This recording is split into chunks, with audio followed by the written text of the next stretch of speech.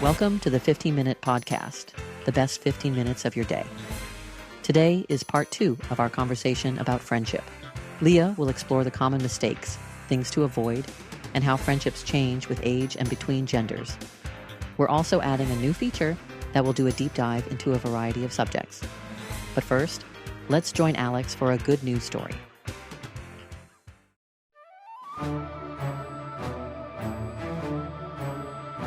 Dubai, known for its scorching heat and arid desert landscape, has long faced challenges when it comes to food production.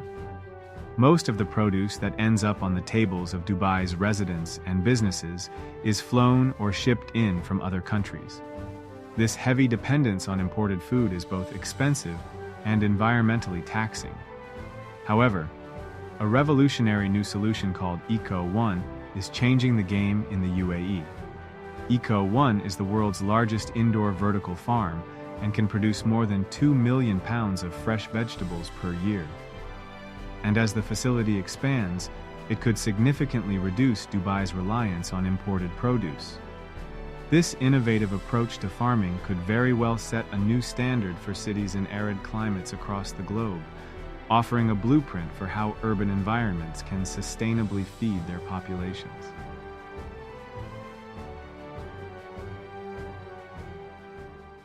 I have also read, Alex, that it uses 95% less water than greens grown in a field and does not require pesticides or herbicides as a result of its controlled environment. That's something I wish we would do in the US. And now, here's Leah for part 2 of how to make and keep friends. You know, making friends isn't always easy, and a lot of us slip up without even realizing it. One of the big mistakes? Trying too hard to impress, like acting differently just to win someone's approval. It might seem like the way to get people to like you, but honestly, it usually backfires. People can sense when you're not being real. Being authentic is what actually draws the right people in. Another one is being overly clingy. Look, it's great to care and be invested in a new friendship, but if you're constantly texting, needing validation, or depending on that person for everything, it can get overwhelming. Friendships need a little breathing room to grow naturally. Then there's the classic no-no, gossiping or breaking trust. If you're talking behind a friend's back, even just once, chances are it'll come back around. And once trust is broken, it's tough to rebuild. On the flip side, not making an effort can also hurt a friendship. If one person is always the one reaching out, or if you only text when you need something, it starts to feel one-sided. Friendships are like plants. They need regular care or they'll wither. And don't ignore red flags. Some people just aren't good for us. Maybe they're manipulative, toxic, or the friendship feels super one-sided. It's okay to step back from people who don't treat you well. Some stuff can quietly poison a friendship if you're not careful. Jealousy and competition, for example. It's natural to compare sometimes, but real friends cheer each other on. If someone gets a promotion or hits a personal goal, celebrate it with them. Also, boundaries matter. Even in the closest friendships, respecting each other's space, time, and limits is huge. You don't need to be glued at the hip to be close. And watch out for constant negativity or complaining. Everyone vents now and then, but if the energy is always draining or pessimistic, it can wear the friendship down. A healthy friendship lifts you up, even in tough times. Lastly, don't be a taker. Friendships should feel balanced, not like one person is always giving and the other is just along for the ride. If you're always the one leaning but never supporting, it'll eventually cause strain. Friendship shifts a lot as we grow, right? When you're younger, friendships happen more easily through school, sports, just hanging out all the time. There's more time, more spontaneity, but sometimes those relationships are more about fun than depth. As adults, friendships become more intentional. You meet people through work, shared hobbies, or mutual friends. Time's tighter, family, jobs, responsibilities. But the connections you make tend to run deeper. It's not about having a huge circle anymore. It's about quality. People start looking for friends who share values and life perspectives, not just people to pass the time with. Same-sex friendships? They're often easier to navigate just because of shared experiences and perspectives. There's a natural emotional intimacy there, and you can dive into deep conversations without worrying about it being misread. Opposite-sex friendships can also be awesome, but sometimes they're trickier. Society tends to make them feel like they have to become romantic or complicated, which isn't always the case. The key is clear boundaries, especially if one or both people are in a relationship. As long as there's open communication and mutual respect, those friendships can be just as meaningful. That was great advice, Leah, and it should definitely help people develop healthy friendships. And now it's time for my favorite part of our podcast. And I hope you get a chuckle or two from the comedians. Because remember, laughter is good for the soul.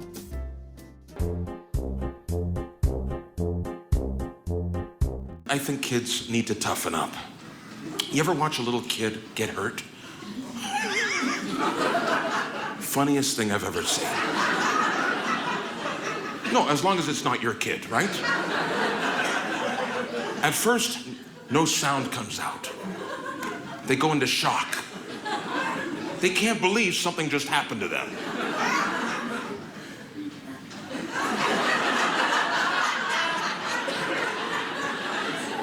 They start looking around. It looks like they're looking for their attorney.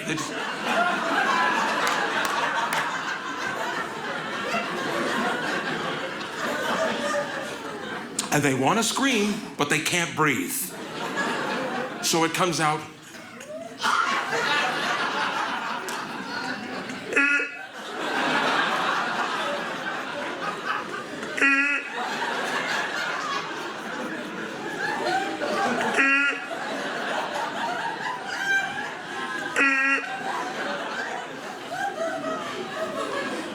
Then they'll do this big exhale.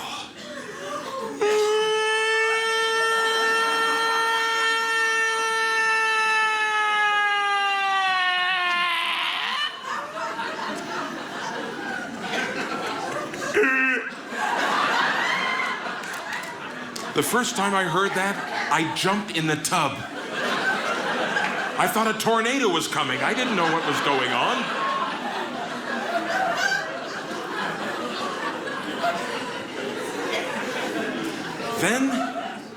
Then they run and cry at the same time. You ever hear that?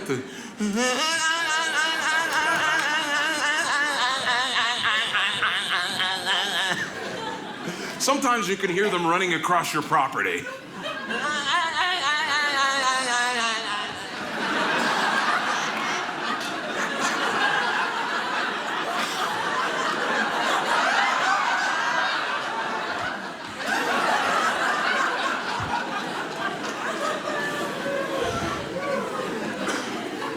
That is so funny. I'll trip a kid just to hear that. That's how funny that is. Not my kid, but... Now, my wife and I, we unfortunately, we don't have kids. It's the kind of business I'm in. It's tough to have children, but it's weird. Like, if you don't have children, people try to convince you to have them. Have you noticed that? No, they're not happy unless you're miserable too. Have you noticed that? They'll get up and, hey, how come you guys don't have kids? You should have some kids. I go, look, it's personal. My wife and I can't have kids. We have white carpet. Today we're starting a new feature to our podcast called Deep Dive, where Susan and Keith will discuss a variety of subjects we think will be of interest to you. Today's Deep Dive is about what makes a good employee. Let's see what they have to say.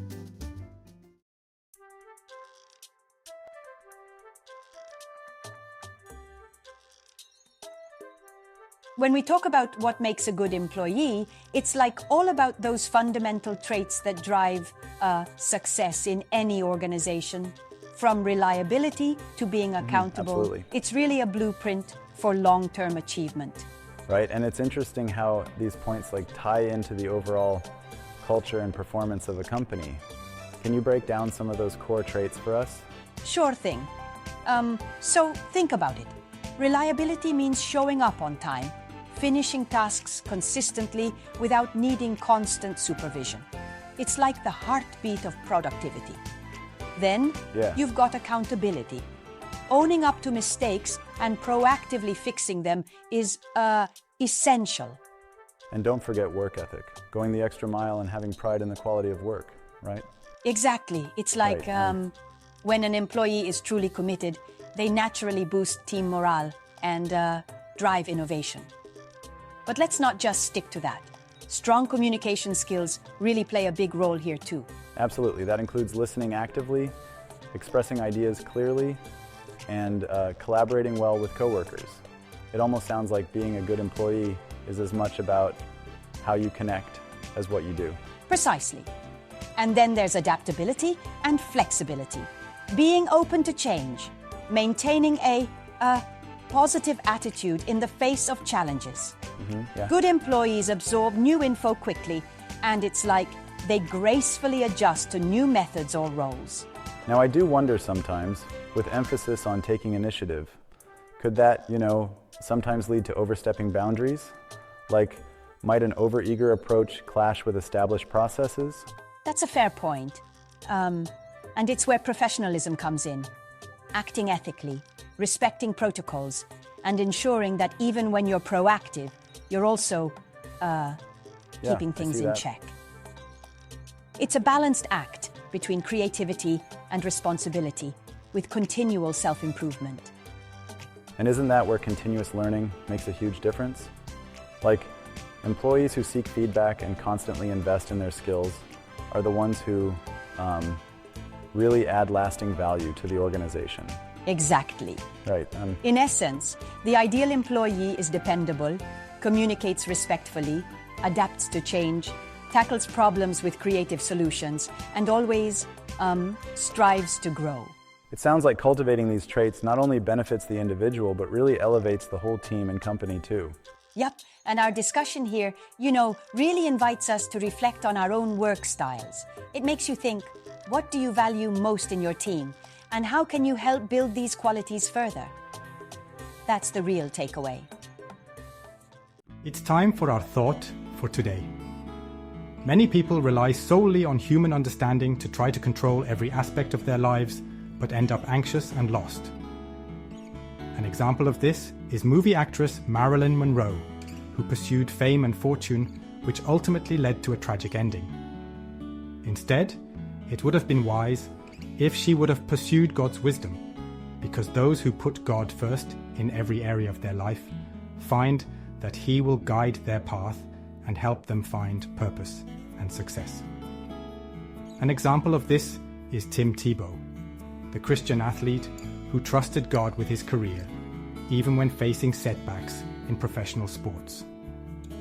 Today, he has remained joyful and purpose-driven and operates a foundation that provides care and hope to children who are abandoned or homeless. So our thought for today is, lean on and trust in God, for He cares for you.